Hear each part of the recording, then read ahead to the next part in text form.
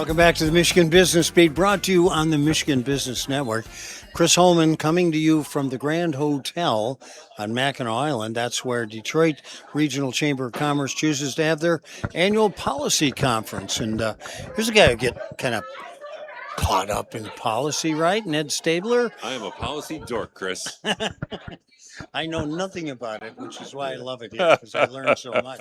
Ned Staebler, of course, runs TechTown and has for how many years now? I have been the vice president for economic development at Wayne State for 15 years and the president and CEO of TechTown for 11. Wow. Yeah, You know, it seems like yesterday. Well, you look at, you and I were kind of at MADC at about the same time. We were, but that was yeah, it was more than 15 years ago. Yeah. Well, I think so. I don't know. I learned to grow a mustache since then. Nice. So it was a while ago. Hey, so what is up at TechTown?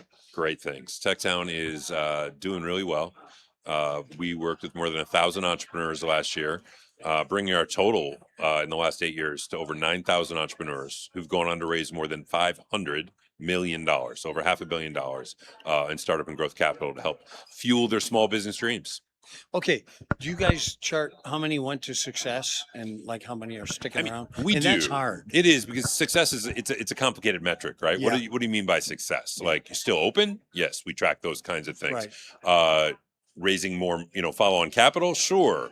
Hiring people? There's a lot of different metrics. So, for example, in our retail bootcamp program, because people think TechTown and they think, oh, tech, you just do tech. Nope, we help you open restaurants, coffee shops, you name it. Right. We're going to help you go. Our retail bootcamp business program that is designed to help people that already have an existing business get open in brick and mortar. So maybe they're selling at the farmer's market or selling online, right? Yeah. 42% of the businesses that have gone through that program in the last decade have opened in brick and mortar, and 85% of them are still open today, even if they're just still popping up at a farmer's market or online. That's an incredible statistic when you look at it. It wasn't that long ago when like 1 in 5 succeeded. Yeah, no, hundreds of these businesses. I mean, this really is. And they're getting help though. Absolutely. No, first of all, there's some self-selection. These are folks that say they want help, right? Right. Which is great. Yep. And then we've been refining this program over a decade. It really, really works. In fact, we're now licensing it in other places. We've already done Boston and Providence. We're talking to folks in Chicago right now because, look, everywhere across the country, downtowns and commercial corridors have empty storefronts. Yeah. Whether it's tough rents, hard to find employees, not as many people working from home, so not as much foot traffic in commercial districts. But these are the kind of programs that are helping your businesses not only get open but stay open.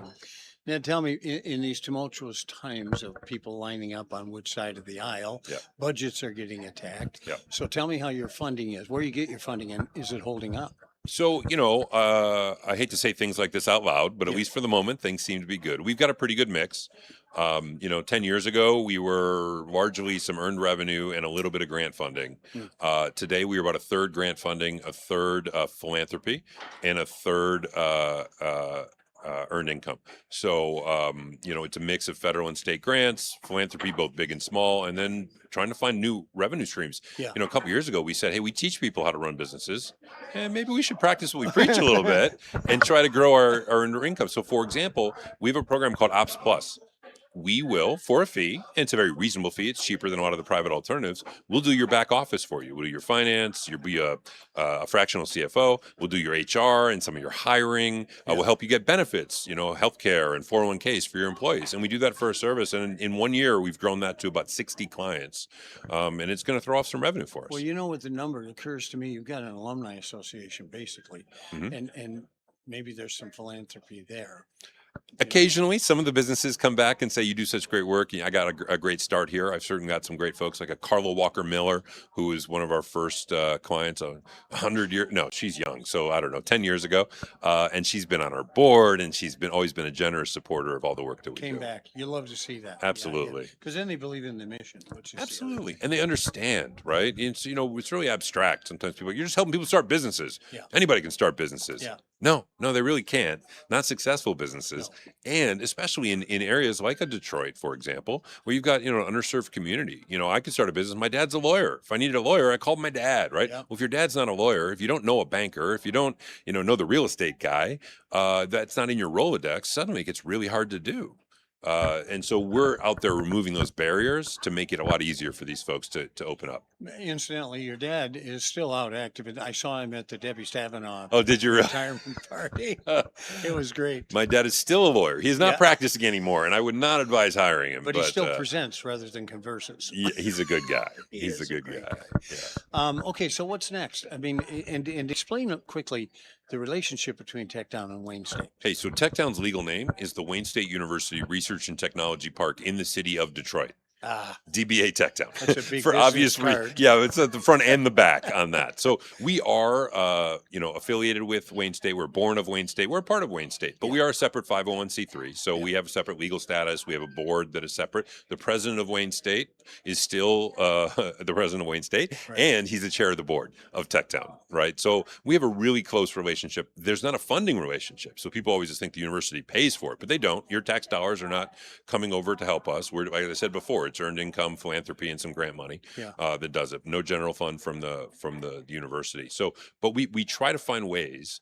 So, for example, in the last couple of years, we've done a program called Warrior Impact, where we've taken a bunch of students at Wayne State and found a way to use federal work study money to pay them $20 an hour to work at the companies that are That you're helping to that we're start. helping at TechTown, right? The tech companies and all that. So they're getting a great work experience. Usually work study is often, oh, I worked at the gym checking in IDs or Right. the library shelving books. Nope, we're going to get you to put you to work at a tech company Get you or right an there. early stage company to get your real work experience. So we've helped about 50 Wayne State students do that. You know what? Your enthusiasm is infectious. And Oh. I know that you still love your job, and I appreciate I that. do. I do. It's because we're at an inflection point Yeah. for the state. Yeah, no, you're absolutely right. Things are about to really turn around. I'm And a feeling good about major it. employer when you talk about that small business community. Absolutely. Thank you so much for being with us, Ned Staebler, head of TechTown in Detroit.